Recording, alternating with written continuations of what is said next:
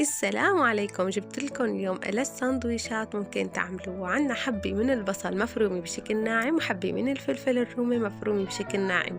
منضيف ملح حسب الرغبة وزيت الزيتون وملعقة صغيرة من دبس الفليفلة و3 معالق من دبس البندورة.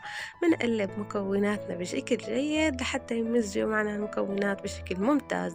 منفرد المكونات اللي عملناها مع بعض على خبزة ومنقليه بيض حسب ما انت عم تعملوا الكمية، وبننزل بالبيض المقلي على السندويشة.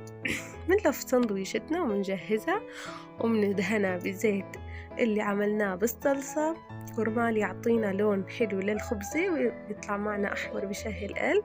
ومنأمر خبزتنا حتى تصير معنا باللون الأشقر الذهبي، ومنقطعها ومنقدمها معاها بطاطا مقلية ومايونيز. ويا سلام على هالغدا، صحة وألف عافية، مع السلامة.